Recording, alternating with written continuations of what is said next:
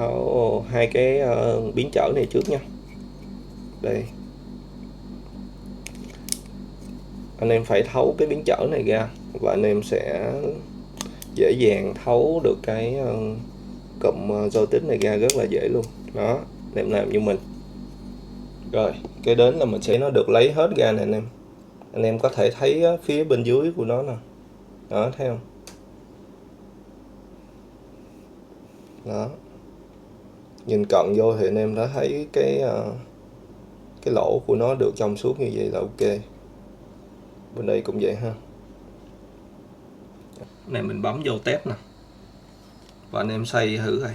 Đó. Nó hết bị lệch qua một bên rồi nha anh em.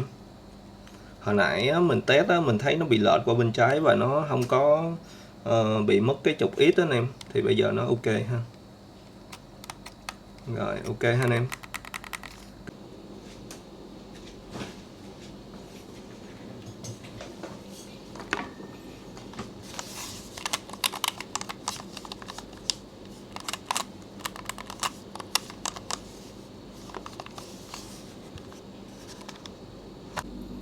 Rồi chào anh em nha. Hôm nay mình nhận được một cái tay cầm B5 anh em. Thì mình sẽ thay cái joystick Shima của hãng Gulikit cho khách nha anh em. Thì ở những cái video trước á, mình cũng có hướng dẫn cho anh em thay rồi. Nhưng cái video này á, là mình sẽ hướng dẫn cho anh em cách thay mà nhanh nhất ha, hiệu quả nhất. Và cái bước là hoàn chỉnh hơn những cái video khác nha anh em. Ở đây á, là khách có tháo cái tay cầm này ra rồi. Cái nút nó hơi bị lúng đó nha. Để hồi mình coi nguyên nhân vì sao nó bị lúng nè anh em. Đó. Với hai cái joystick này thì mình bỏ luôn. Mình sẽ thay bằng cái joystick của hãng Shima của Gulikit nè. Để mình bóc hộp cho anh em xem nha. Đó. Ở trong đây thì mình có hai cái joystick. Đây, hai cái joystick mới nha anh em. Đây. Bao gồm hai cái núm chống trôi nè. Chống mòn luôn nha anh em. Cái núm này nó chống mòn với chống trôi nè anh em. Đó. Ở đây cũng vậy. Hai cái này là nó sử dụng cái công nghệ Shima nha anh em. Và độc quyền của cái hãng Gulikit luôn. Gulikit nó làm cái bộ này anh em. Ở đây anh em thấy là mình tháo ra được ha. Mình có thể thay đổi cái vị trí cao thấp của nó luôn. Đây. Mình gắn vô lại. Đó. Đó anh em. Thì bây giờ mình sẽ thay cái này cho anh em xem. Và cái video này á, là video mới nhất của mình á. Thì mình sẽ hướng dẫn cho anh em cách mà thay nhanh nhất, gọn nhất và không có mất nhiều thời gian ha. Rồi, nếu anh em thấy cái video mình hay thì hãy cho mình một nút like nha anh em. Với một cái nút đăng ký để mình có động lực làm nhiều video hơn để gửi đến anh em. Còn nếu mà anh em muốn donate cho mình hãy bấm vô cái nút thank ở bên dưới hoặc cái nút Patreon nha anh em. Rồi cảm ơn anh em rất là nhiều luôn. Mời anh em xem tiếp video mình thay cái joystick này nha. Rồi trước khi mình thay anh em thì mình phải kiểm tra coi cái tay cầm này nó có bị lỗi gì không nha. Thì bây giờ mình sẽ cắm một cái dây USB-C vô đây để mình test nè anh em. Đó, mình cắm một cái cọng dây vào đây và một cái đầu dây mình sẽ cắm vô đây để mình test ha.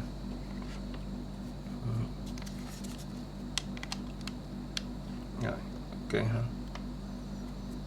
Mình sẽ bấm vô đây, vô cái phần mềm test ha, bấm vô đây mình test nè. Rồi ở đây á, anh em thấy á, nó bị trôi bên này nè anh em. Để mình zoom lên cho anh em xem ha. Đây. Đó, nó bị trôi bên trái nè ha. Đây anh em thấy ha. Mình đẩy lên thì nó lại bị về một bên nè. Cái này không biết do khách thay hay là nó bị lỗi như vậy nha anh em. Nó bị mất cái trục bên đây nè. Đó. Có thể khách tháo ra khách sửa gì anh em và nó bị lỗi anh em. Thì bây giờ là mình sẽ kiểm tra trước ha. Đây, nó bị mất cái trục trục ít nè. Đây là trục Y ha, trục ngang là trục X đó nè, nó bị mất trục X ha. Nó chỉ có đẩy lên đẩy xuống được không? Ở bên đây á, thì nó bình thường nè, nó 360 độ luôn. Rồi bây giờ mình sẽ kiểm tra mấy cái nút luôn nha. Ok ha, nút này ok nè, ok nè, dưới ok nè ha, ok nè, tam giác nè, O nè, X nè, vuông nè, ok ha. Trái nè, xuống nè, phải nè, lên nè, ok nha anh em. Nút BS ok ha. Nút này cũng ok luôn anh em. Đó. Rồi cái tay cầm này ok nha anh em. Thì mấy cái nút mình thấy nó ổn rồi, nó chỉ có lỗi là lỗi cái trục bên trái thôi. Thì bây giờ mình sẽ tháo ra mình kiểm tra coi nó làm sao, rồi mình thay cái joystick CMA của cái hãng Gulakit luôn nha anh em.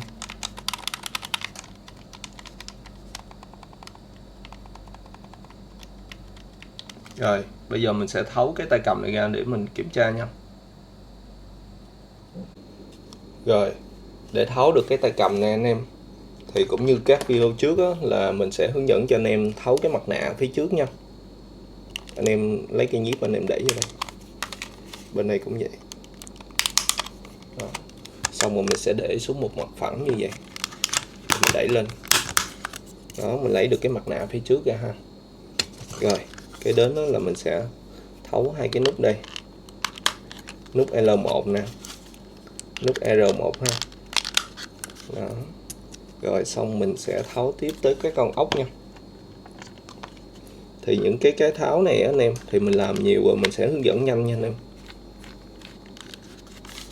Cái chỗ nào mình cần chậm á thì mình sẽ chậm lại. Những cái này á, mình làm nhiều lần rồi, sẽ làm nhanh qua. Rồi tiếp con ốc ở dưới đây.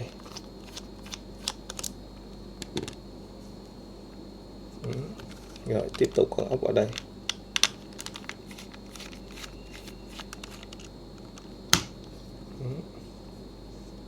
Rồi cái đến là mình sẽ tháo cái này. Ở đây khách tháo nó bị gãy anh em. Anh em thấy những cái chốt nó bị gãy không? Đó. Cái này là tự tháo nên em phải cẩn thận nha, anh em phải đẩy mấy cái chốt này lên trước. Nói vô tình mình không cẩn thận nó làm gãy cái những cái bát đó nha anh em. Rồi tiếp tục là mình đẩy này lên. Rồi xong thì mình sẽ tiếp tục mình lấy cái cục pin ra nha.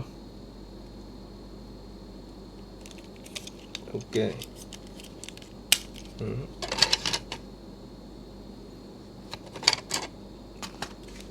Rồi cái đến anh em sẽ tháo cái con ốc ở giữa đây. Rồi cái đến là mình sẽ tháo cái, nó có một cái sắt ở đây nè anh em tháo ra luôn cho mình. Đây mình sẽ zoom lại. Nó sẽ có những cái socket kết nối đây, mình sẽ tháo ra. Rồi mình để qua một bên ha. Cái đến là mình cũng tháo cái chỗ này luôn. Ở đây nữa nè anh em.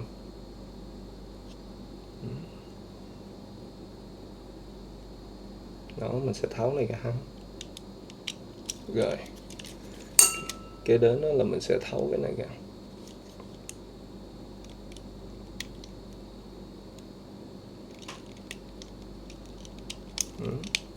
Rồi cuối cùng là cái này, socket này. Đó. Rồi sau khi tháo tất cả socket ra rồi á, thì ở đây á, mình thấy có những cái chân kết nối nè anh em. Những cái này là của cái động cơ rung với motor đẩy á, thì mình sẽ dùng cái mỏ hàng để mình tháo ra nha.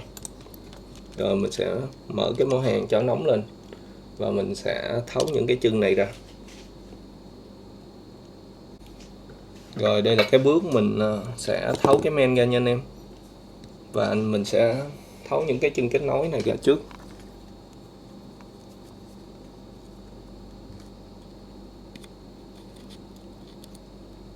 Và anh em nhớ vị trí nha. màu vàng ở trên, màu xanh ở dưới, rồi kế đến là màu đen với màu đỏ nè. Màu đen nè, màu đỏ. Ok. Ở bên đây cũng vậy nhá. Thì màu vàng là trên đây. Đó, màu xanh ở đây. Đây, rồi tới màu đen nè. Rồi màu đỏ nè. Rồi. Khi xong á anh em, thì anh em sẽ lấy được cái men ra. Và nó có hai cái bát bên đây nữa nè. Trước khi lấy cái men á, thì anh em phải đẩy cái này ra. Đây, nó có hai cái bát ở đây, anh em phải đẩy ra ha. Đây. Để mình zoom cận cho dễ nhìn nè. Đây, nó có hai này ha, anh em đẩy xuống như này. Đó. Ở bên đây cũng vậy. Ở bên đây á, thì nó có một cái bát chỗ này. Đó, anh em đẩy qua. Rồi, khi đó là mình sẽ lấy được cái men ra rất là dễ dàng luôn. Đây anh em thấy. Mình sẽ lấy cái men ra. Rồi. Ở đây á, là mình sẽ tháo cái này ra trước. Cái này là cái lo anh em. Rồi mình sẽ tháo ra, mình để đây để mình không có làm rớt ha. Rồi cái đến là mình sẽ tháo hai cái sóc kép này, hai cái núm này nha. Hai cái núm này thì không xài nữa thì bỏ qua một bên luôn. Rồi khi đó là mình sẽ còn cái men đây ha. Rồi bây giờ là mình sẽ tiến hành tháo cái men này ra cho anh em xem nha. Rồi để tháo được cái men này anh em phải tháo cho mình hai cái biến trở này trước nha. Đây, anh em phải tháo cái biến trở này ra và anh em sẽ dễ dàng tháo được cái cụm joystick này ra rất là dễ luôn. Đó, anh em làm như mình. Rồi cái đến là mình sẽ dùng một cái kềm cắt nha. Anh em sẽ dùng một cái kềm cắt cho mình, và anh em sẽ cắt những cái đường liên kết của nó. Đây. Đó. Đó, anh em cứ cắt theo cách của mình nè là ok nhất á. Mình đừng có dùng những cái máy khò đưa trực tiếp lên nhiệt độ lên trên men nha anh em, thì nó sẽ ảnh hưởng đến tuổi thọ của men anh em á. Rồi sau khi cắt xong á, thì anh em dùng cái đầu của cái cây kềm anh em sẽ cạy ra. Rồi anh em tiếp tục là cạy này ra luôn. Rồi. Cạy nó ra như vậy. Ở bên kia cũng vậy ha. Ở bên kia cũng vậy, để mình zoom lại gần cho anh em dễ nhìn. Đó. Bên kia cũng anh em cũng làm y chang như vậy luôn cho mình. Anh em cắt cái này. Cắt cái này. Đó. Và anh em lấy cái đầu của cái kềm anh em cạy này ra vậy. Đó. Dễ không anh em? Nếu anh em thấy ok thì hãy comment ở bên dưới nha. Hoặc là anh em có khó khăn gì á thì anh em cứ comment bên dưới cho mình. Đó. Mình lấy ra được rồi thì mình sẽ cạy cái này ra. Đó anh em. Thấy không? Rồi bây giờ là mình sẽ tiến hành mình cắt cái đường liên kết ha. Để mình dễ lấy cái nguyên cái trụ này ra thì mình phải cắt đôi này ra. Cắt như vậy. Anh em đưa cây kềm vào anh em cắt. Mình zoom lại gần cho dễ nhìn. Đó. Mình sẽ cắt như vậy, cắt nguyên cái đường xéo vậy luôn.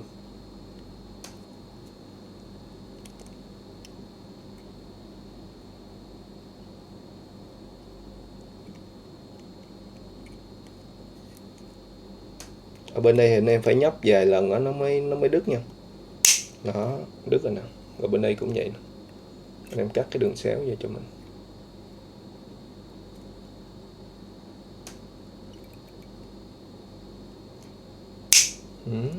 Anh em thấy không? Cách mình làm rất là đơn giản luôn. Anh em chỉ cần một cái kềm cắt thôi, không cần dùng máy khò hay là gì hết em. Rồi mình nhấp 2 lần cho nó đứt cái đường này.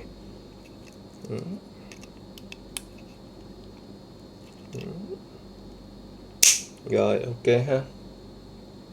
Khi xong nó sẽ như vậy. Rồi bây giờ mình sẽ đưa lên một cái dĩ hàng á, để mình sẽ cho nó lấy những cái chân này ra hết ha. Và trước khi lấy những cái chân này anh em nhớ là phải tra cái chì mới lên nha.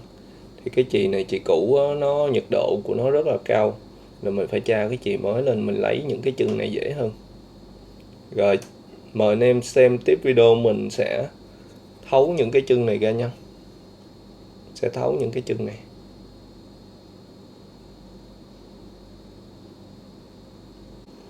Rồi để thấu những cái chân này anh em, thì mình sẽ đưa lên một cái dàn như vậy để mình dễ thao tác ha. Đó. Anh em cũng sắm nên mình sắm một cái dàn như vậy để có gì anh em khò bên dưới á, nó dễ hơn ha.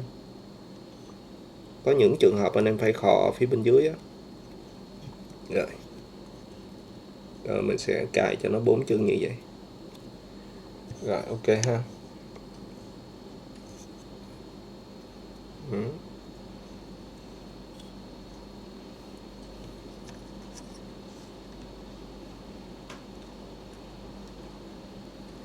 Rồi ha anh em. Thì bây giờ là mình sẽ tiến hành tra cái chì mới lên nha. Tra cái chì mới lên. Rồi anh em sẽ mở cái máy hàn của anh em và anh em chỉnh nhiệt độ ở mức trung bình nha. Rồi. Ở ngoài trời đang mưa anh em, nếu anh em nghe cái tiếng nó hơi ồn á thì hãy thông cảm cho mình nhé. Rồi, bây giờ là mình sẽ dùng cái máy hàn mình tra cái chì mới lên cho anh em xem. Những cái chân này anh em, nó có những cái chân này nè, thì mình sẽ thêm một ít chì để mình cho nó đều hơn nha. Lúc hồi nãy mình tháo những cái chân mà của động cơ rung á, với cái động cơ phản hồi á, thì mình cũng tra cái chì mới lên luôn. Rồi bây giờ mình sẽ tiến hành làm cho anh em xem.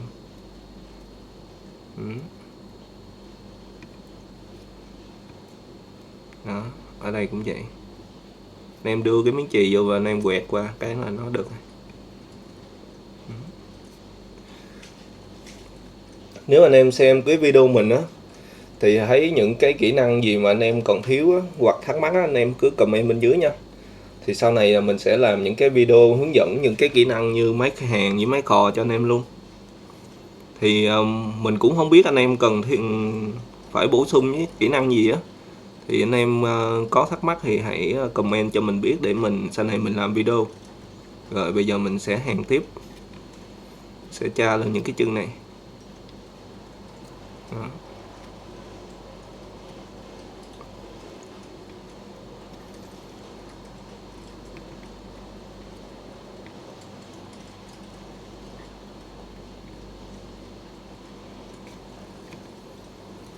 Rồi. Tiếp tục là những cái chân biến chở bên đây.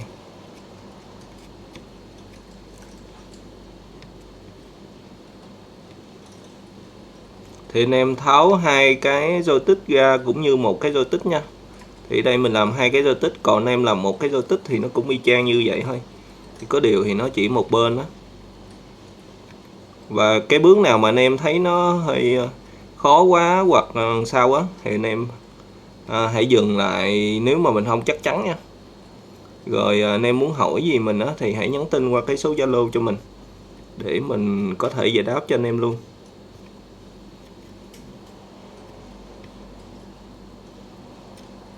Rồi ok.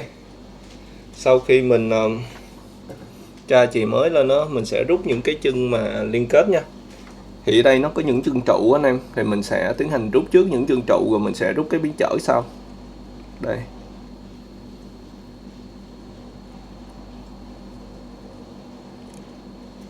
Đó, mình lấy được một cái nè. Rồi mình sẽ bỏ qua. Tiếp tục. cái thứ hai. Rồi tiếp tục cái chân bên đây nha.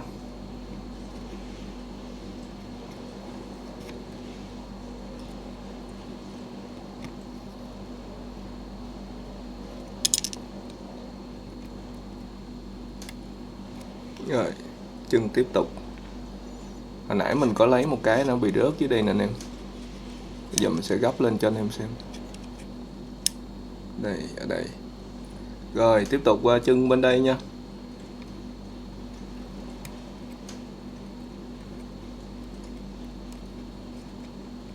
Đó, nó rớt xuống dưới rồi.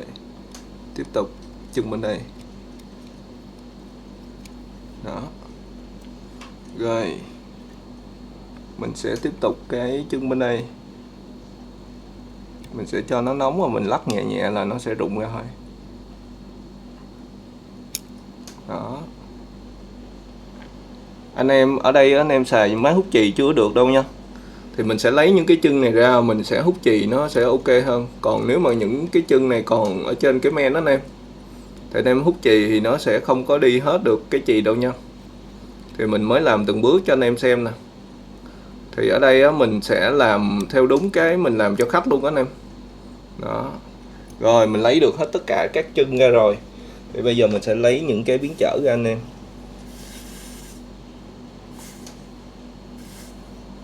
Đây.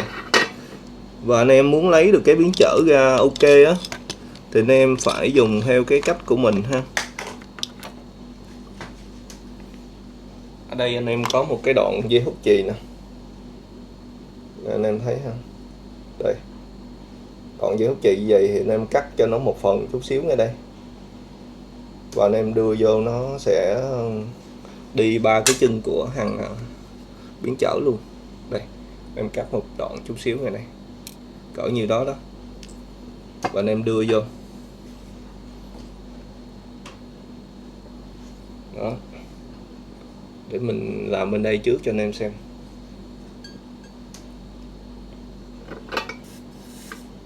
Cái máy hàng này lúc này mình chỉnh nhiệt độ hơi cao một chút nha anh em. Đối với cái máy hàng Wick 360A thì mình chỉnh lên nhiệt độ tới 450 anh em. 800 450 mà mình không biết nhiệt độ bao nhiêu. Nó chỉ ghi cái số thôi. Hoặc có thể là 400 độ á. Rồi. Anh em đưa cái miếng dây hút chì nãy á, mình sẽ đưa vô 3 chân này ha. Đó. Mình sẽ đi vậy nè. Đó. Khi nó nhão ra mình rút ra thôi. Đó, anh em thấy không? Nè. Đó. Mình sẽ rút ra được vậy. Thì cái này nó sẽ đưa vô 3 chân này ha, nó làm nhão 3 cái chân này. Rồi sao mình rút ra được. Đó. Rồi, ở bên kia cũng vậy.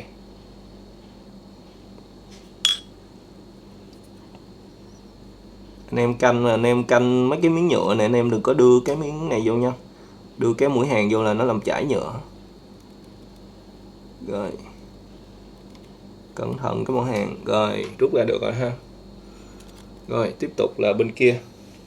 Thì bên kia mình sẽ zoom lại gần cho anh em xem dễ nhìn hơn.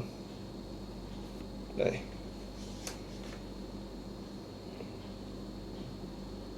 Đây. Mình zoom sát vô luôn. Đó. Rồi. Rồi ha. Rồi. Ở đây là mình để vô vậy nè. Đó, anh em thấy không? Cho nó chảy ra. Rồi, sẽ rút ra được. Rồi cái cách của mình đó, anh em thì sẽ không làm đứt chân mạch nha. Mình sẽ làm từ từ nhẹ nhàng thế thì cái men của mình nó không có bị sốc á. Thì nó sẽ không làm hư cái đường mạch của mình đâu. Rồi, ở bên đây thì mình sẽ hơi xéo tay chút xíu ha. Đó, mình sẽ đưa vô vậy. Khi nó nhẩu ra thì mình sẽ gấp ra. Đó. Ok. Đó. Rồi. Mình đã lấy xong những cái chân ra rồi nha anh em. Thì bây giờ là mình sẽ còn mấy cái nút này nè. anh em thấy ở hai bên nó có cái nút nhấn xuống á, thì mình sẽ tiến hành làm những cái nút đó cho anh em xem.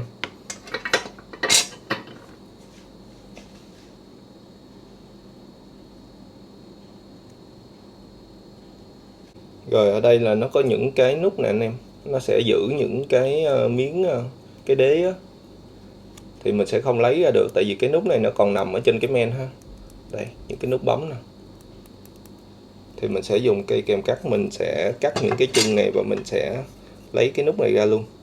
Anh em cẩn thận đừng có đưa cây kèm nó đứt cái đường mạch đây nha. Ở đây nó có đường mạch nè. Đó, mình cẩn thận thôi. Đó, mình bấm xéo như vậy. Anh em sẽ bấm theo những cái đường xéo như vậy ha. Đó. Bên đây cũng vậy. Bấm xéo.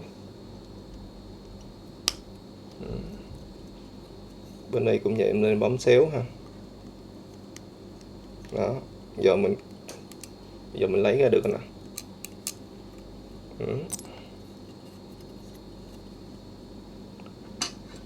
Rồi, kế đến thì mình sẽ zoom lại nha. Mình zoom cận lại dễ nhìn.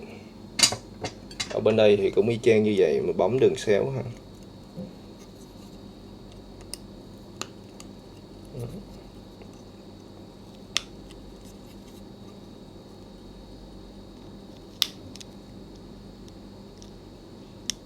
Rồi, ok. Mình sẽ lấy được cái đế này ra. Rồi ha. Kế đến là mình sẽ tháo những cái chân này, anh em thấy nó còn những cái chân dính nè. Hồi nãy mình cắt cái nút ở trên thôi, nhưng cái chân nó vẫn còn dính ha. Thì mình sẽ lấy mỏ hàng để mình lấy những cái chân này ra và mình sẽ hút những cái chì dư này hết nha anh em.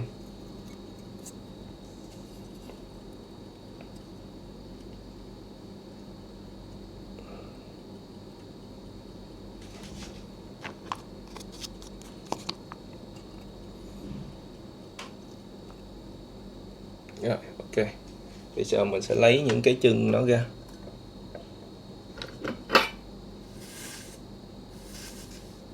Cái này cũng phải để mỏ hàng cho nóng á, lấy nó mới dễ nha. Và mình sẽ đưa vô chân này.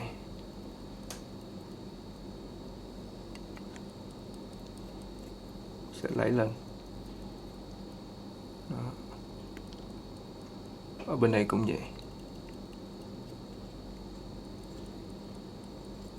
Rút lên.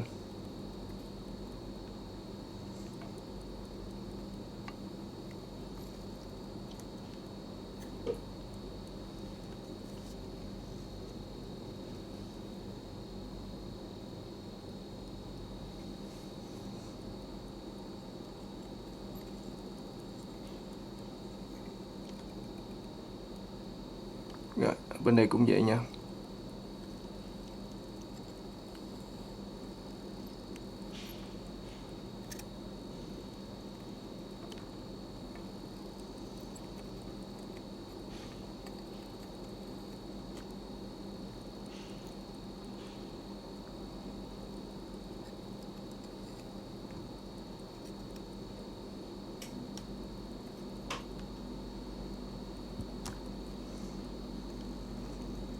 Rồi, nó còn một chân ở đây anh em.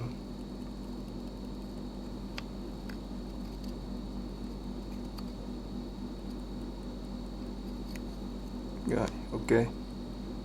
Rồi, bây giờ mình sẽ tra cái chì mới lên và mình sẽ hút cái chì dư ra nha anh em. Đó, anh em thấy ha. Những cái chân mình lấy ra hết rồi nè. Đó, và mình sẽ tra cái chì mới lên và mình hút cái chì dư này ra.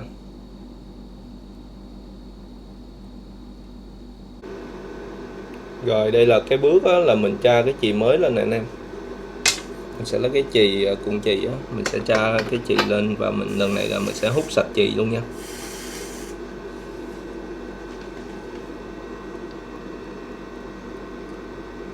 Đây. Anh em tra hết tất cả các chân luôn nha.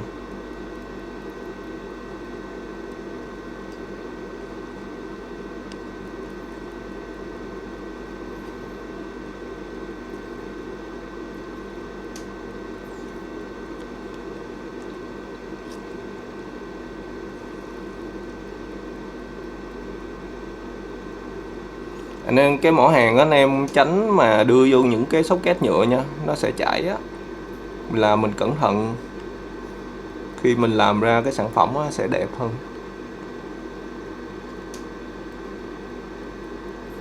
Ở đây nó có hai cái socket nhựa nè anh em. Mình sẽ chấm chì mới lên ha.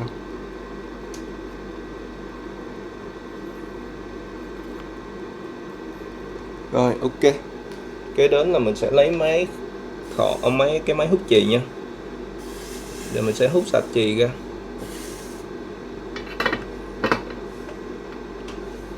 Rồi. Mình có khởi động cái máy hút chì rồi thì bây giờ mình sẵn mình hút luôn.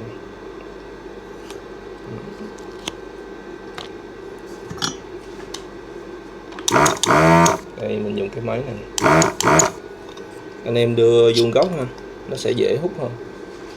Đây mình sẽ đưa vuông góc lên và bấm hút. Đó. Anh em cho cái chì nó chảy ra mình sẽ bấm hút nha. Đó.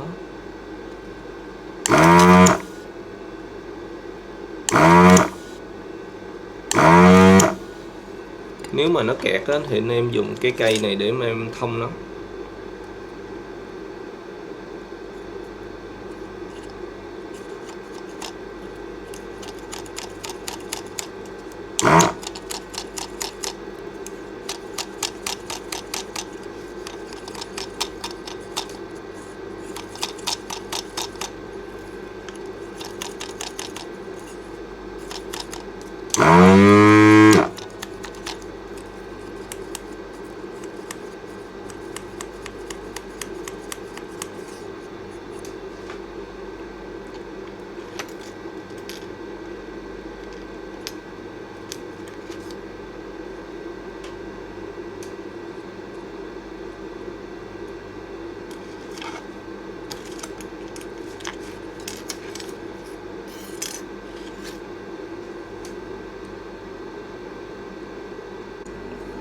Rồi, sau khi mà mình sửa xong cái máy hút chì mình thông cái máy hút chì xong rồi mình sẽ tiếp tục hút chì nha.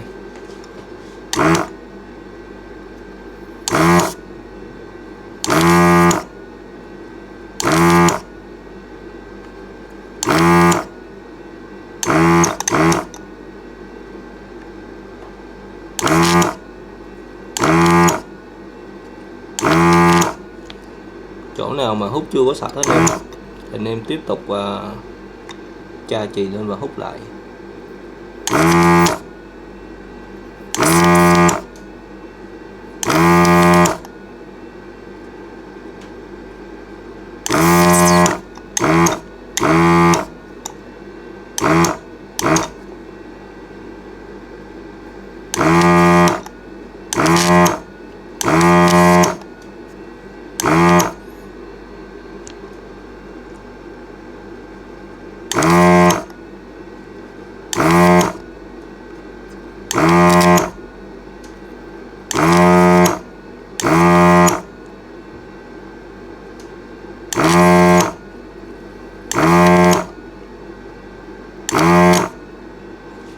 Ok, giờ mình phải tra chì lên một lần nữa rồi mình hút lại nha anh em.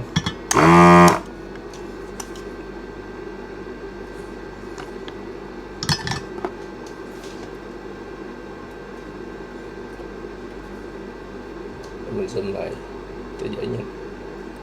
Đây.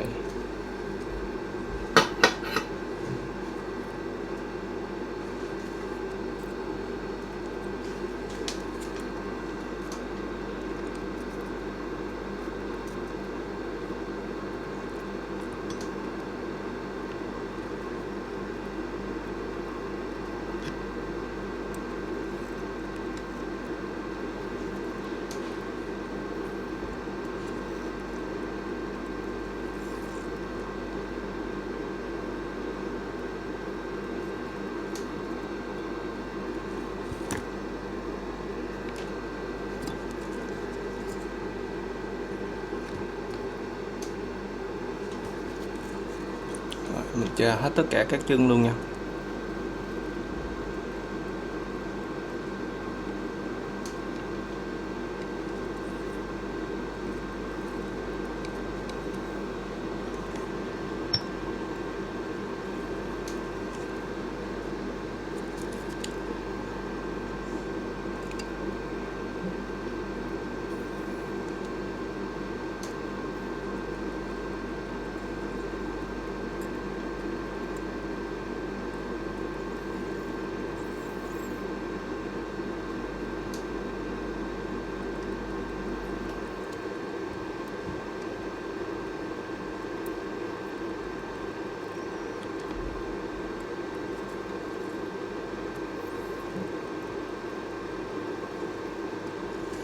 Ok, cái bước hút chì này nó cũng khá là quan trọng nha anh em.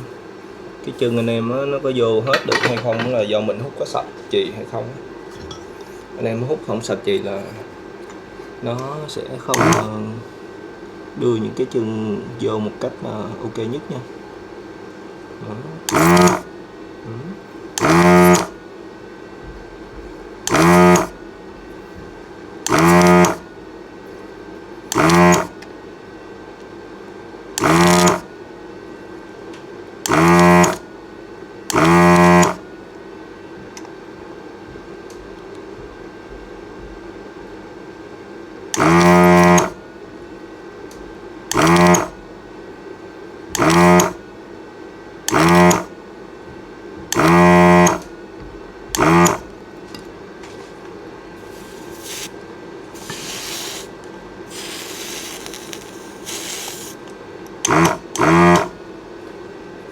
Rồi, mình hút tiếp tục bên đây.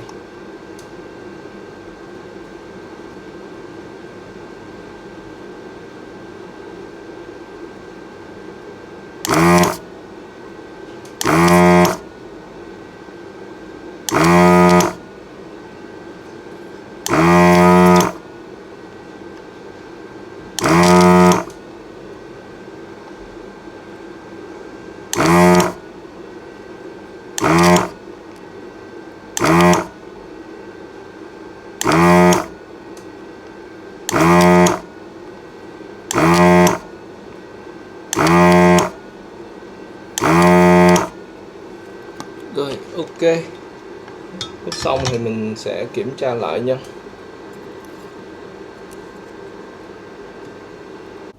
Rồi, sau khi mình hút chì xong á anh em, thì anh em kiểm tra cho mình như vậy đã đạt yêu cầu nha.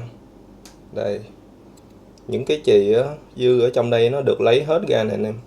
Anh em có thể thấy á, phía bên dưới của nó nè. Đó, thấy không?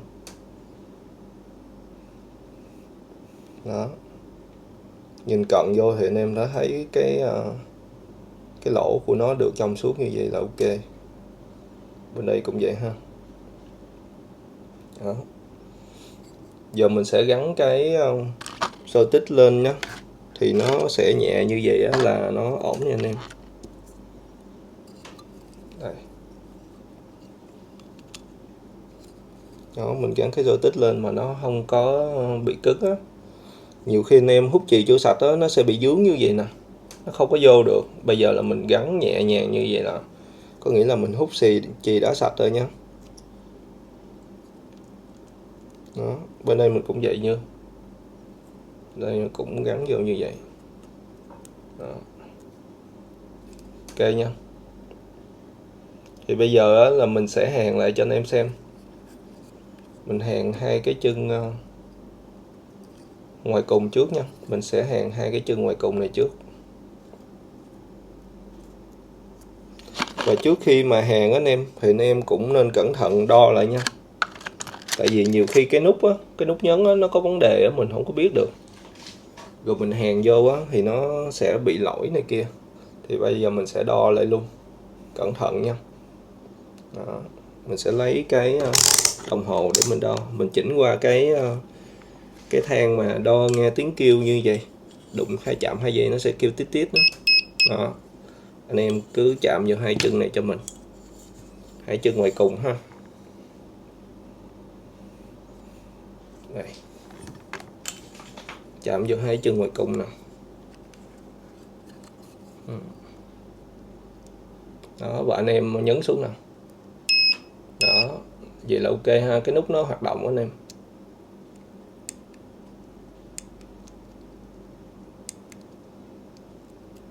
Chạm vô lại. Đó, bên đây cũng vậy. Mình sẽ chạm vào hai cái nút này.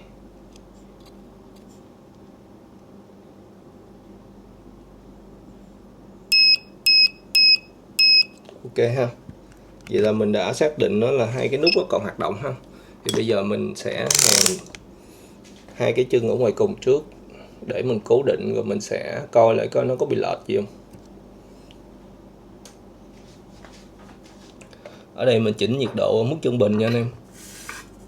Nhiệt độ của mức trung bình của mình là khoảng 400 nha.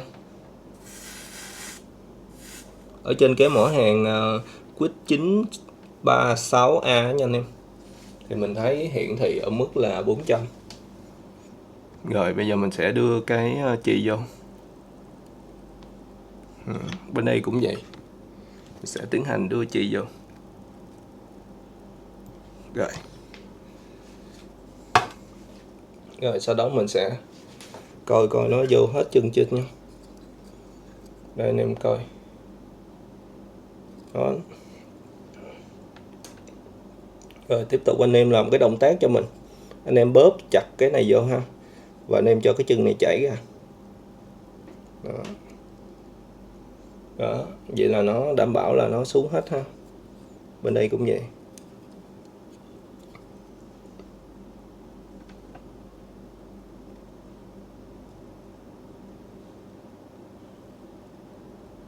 Ok. Rồi mình sẽ coi những cái chân này nó đã xuống hết chưa ha. Nếu mà hết rồi thì ok ha. Đây. Đó, anh em coi những cái chân này, mình đi qua một vòng mà quay vòng là anh em thấy phía đây nó xuống hết rồi nè. Rồi ở đây nó cũng xuống hết rồi. Rồi ở bên đây ha, ở bên đây thì mình thấy nó cũng xuống hết rồi nè. Rồi tiếp tục vào bên đây đó.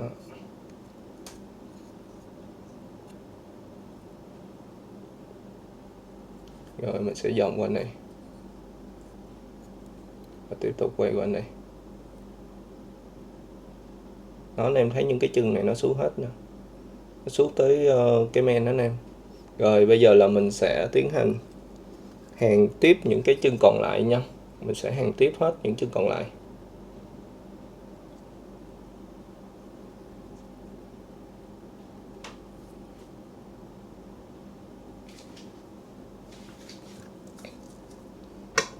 Anh em nhớ hàn mấy cái chân trụ trước, rồi mình sẽ hàn tiếp những cái chân còn lại nha.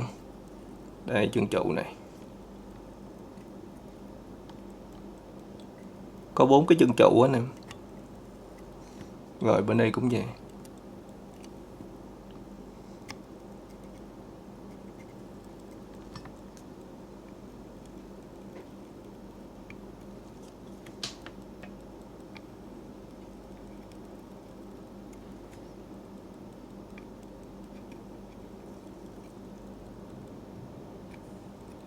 Rồi ok. Và cái đến là mình sẽ hàn tiếp những cái chân còn lại nha. Mình chỉnh nhiệt độ cho nó thấp xuống chút xíu nữa.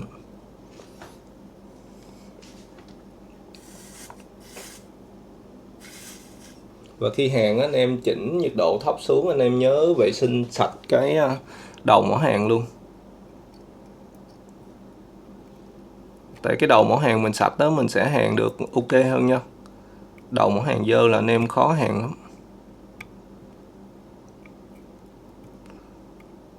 Trong mà lúc mà thao tác á, anh em có gì mà không biết hãy nhắn tin ở bên dưới cái comment cho mình nha, hoặc anh em có thể là inbox qua Zalo của mình. Rồi mình sẽ zoom lại bên đây cho dễ nhìn đó.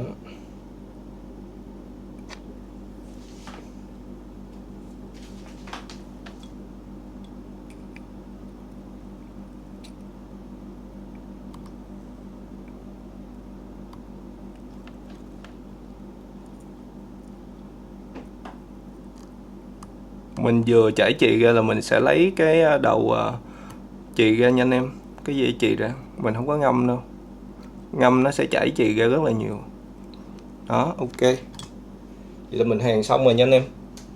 Sau khi hàn xong thì mình sẽ vệ sinh luôn.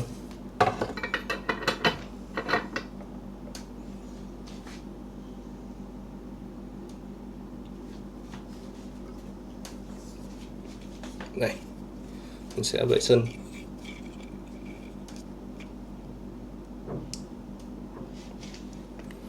Nên em xịt một cái ít dung dịch lên đây trên đây để vệ sinh. Mình sử dụng cái chai này anh em, để mình cho anh em xem Mình sử dụng cái chai này ha. Đây, chai đây. Rồi, ok. Anh em xịt ít lên thôi, đừng xịt nhiều quá nó sẽ chảy qua mấy cái nút á. Xịt một lượng vừa đủ thôi. Rồi, bên đây cũng vậy. Rồi, anh em để cho nó vài giây để nó thấm xuống ha. Rồi mình sẽ dùng cái cây bàn chải đánh răng á để mình chà.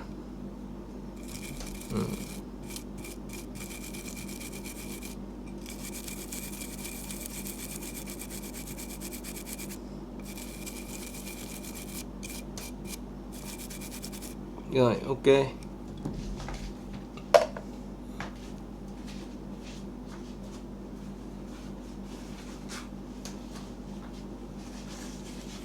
Chỗ này nó hơi lem, mình sẽ thấm cái dây này vô. Mình sẽ lấy cái giấy để mình thấm vô. Đó. Nó lan qua cái nút đó anh em. Ok, không sao. Rồi mình sẽ vệ sinh ở trên đây luôn. Coi nó có chảy đi đâu. Rồi ha. Thì bây giờ là mình sẽ thay xong rồi anh em.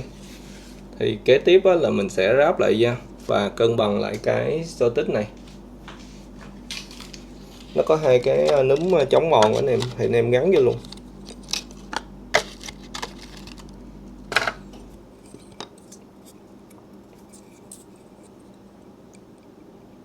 Mình sẽ tiến hành gắn luôn cho anh em xem ha. Anh em để theo đúng cái vị trí anh em đẩy vô.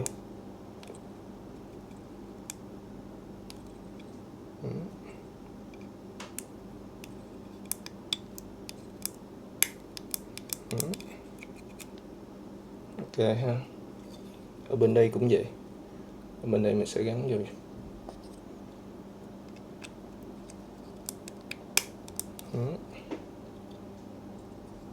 Rồi ok nha. Giờ sau đây mình sẽ gáp cái này lại nha. Rồi trước khi ráp lại thì mình sẽ vệ sinh cái chỗ này. Hồi nãy mình tháo ra này, mình sẽ vệ sinh lại ha. Rồi ok.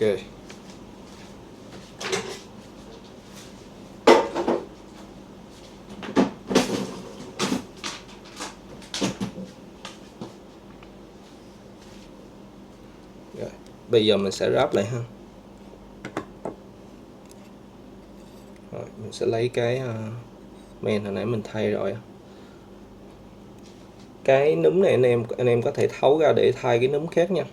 Ở đây nó có một cái chống mòn ở đây nè. Nó có dòng bằng kim loại nên nó không thể nào mà mòn được.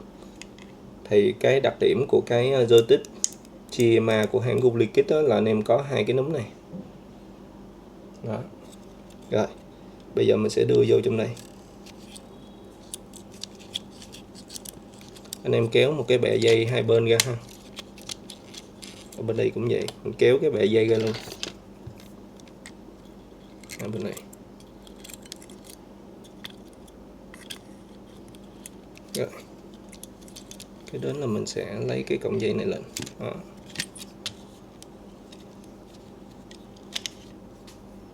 Đây mình sẽ lấy này lên.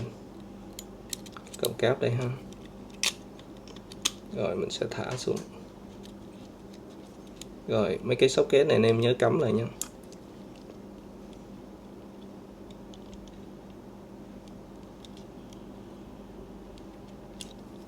Ở đây cũng vậy, cắm lại luôn. Bên đây cũng vậy, cắm lại luôn.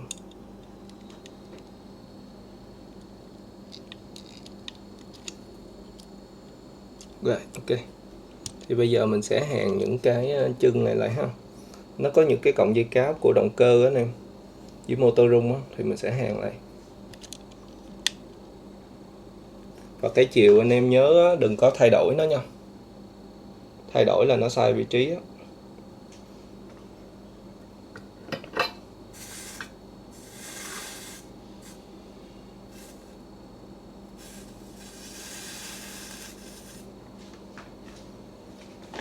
mình sẽ hàn những cái cọng dây này vô.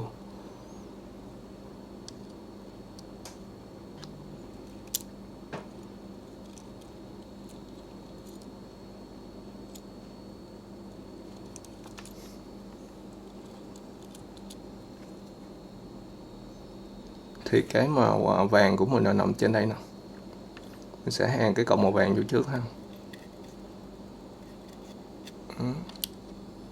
Vàng xanh, xanh là nằm kế bên màu vàng. Đây. Sẽ để cái cọng màu xanh vô đây.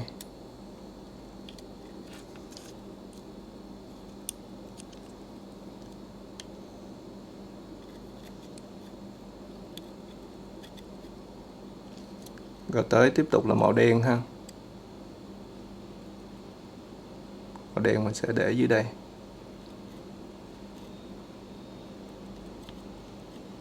Rồi tiếp tục tới màu đỏ.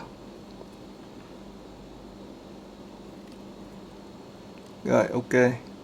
Ở bên đây cũng vậy, vàng xanh đen đỏ nha anh em. Vàng thì mình tiếp tục mình để cọng dây ở đây, xanh ở đây,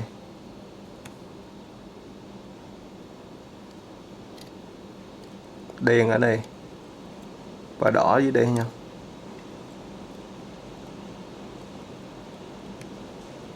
Đen và đỏ nha.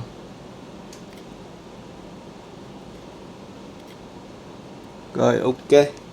Sau khi xong á thì anh em ráp lại thôi, xem nó có bị xúc dây không nha. Rồi mình thấy ok nha anh em. Thì bây giờ mình sẽ tiến hành mình ráp lại.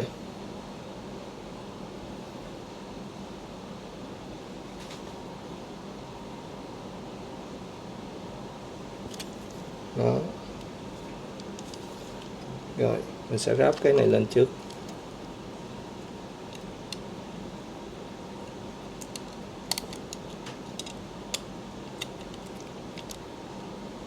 Rồi mình sẽ bắt ốc lại nha.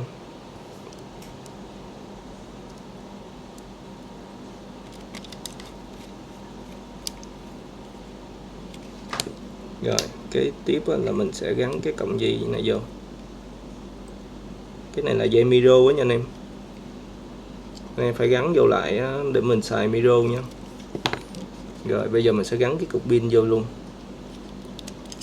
Rồi anh em cho cái đầu dây nó nằm xéo bên đây. Đó, anh em phải cho nó vô vậy. Đó, rồi cho nó vô lại sát vô đây ha. Đây nè. Rồi tiếp tục là mình sẽ gắn cái nắp lưng vô. Đây, gắn cái nắp lưng vô.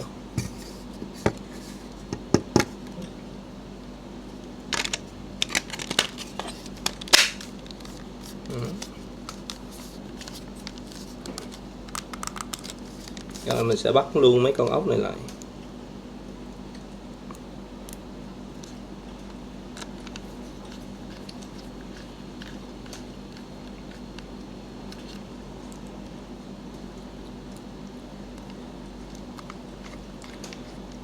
Hiện tại là ngoài trời đang mưa lớn nha anh em. Thì anh em nếu mà nghe tiếng ồn quá thì thông cảm cho mình nha. Ngoài trời đang có bão á.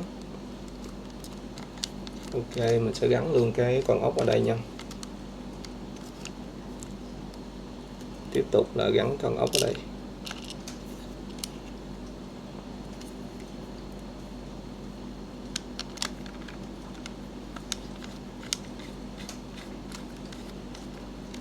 Rồi xong rồi mình sẽ gắn cái nắp này lên.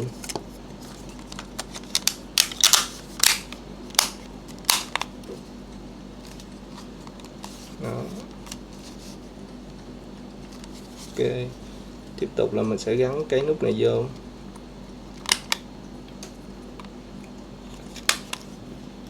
Rồi mình đã hoàn thành thay cái joystick Shima của hãng Gulikit vô cái tay cầm B5 rồi nha anh em.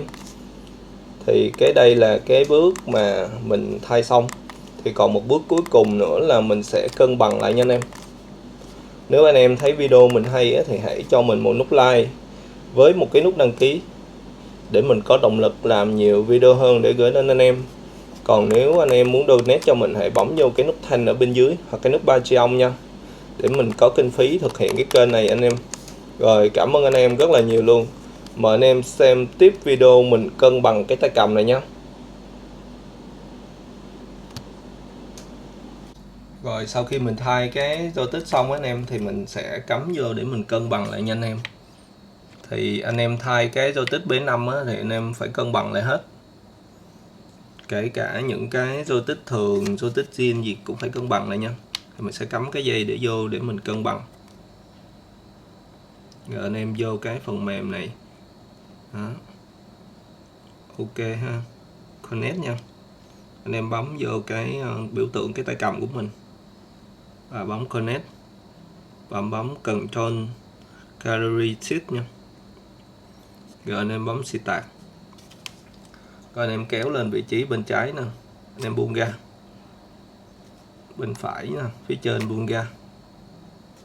Phía trái bên dưới buông ra. Phải bên dưới buông ra. Rồi ok ha. Thì cái tâm á, nó về vị trí cân bằng anh em. Thì bây giờ anh em cân bằng tới cái stick, cái outer ring bên ngoài á, anh em bấm cái dòng bên dưới và anh em xoay cái dòng này, xoay cho mình theo một cái chiều nhất định, hoặc anh em xoay ngược lại.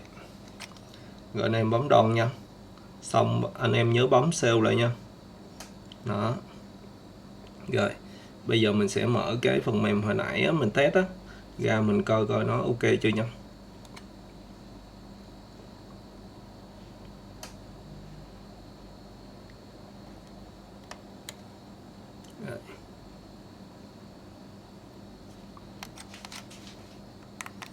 Rồi bây giờ mình sẽ bấm vô cái này, anh em zoom lên xem ha. Cái này mình bấm vô test nè và anh em xoay thử coi. Đó, nó hết bị lệch qua một bên rồi nha anh em. Hồi nãy á, mình test á, mình thấy nó bị lệch qua bên trái và nó không có bị mất cái trục ít đó anh em. Thì bây giờ nó ok ha. Rồi ok ha anh em. Rồi bây giờ mình sẽ test lại tất cả các nút luôn nha. Ok. Ok, hai nút này ok nha. Hai nút dưới ok nè. Tam giác nè, O nè, X nè, vuông nè. Hai nút nhỏ ok nè. Trái nè, xuống nè, phải nè, lên nè, ok nè. Rồi nút BS ok ha, nút nhấn này ok luôn nè. Rồi bây giờ mình sẽ test tới cái rung nha anh em. Anh em vô đây anh test rung nè.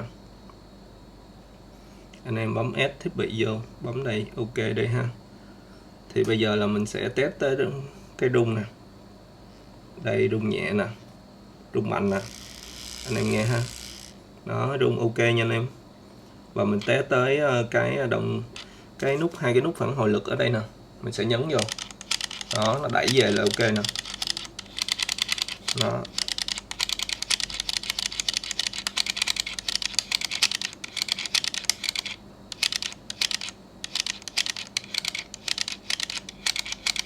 Ok nha anh em.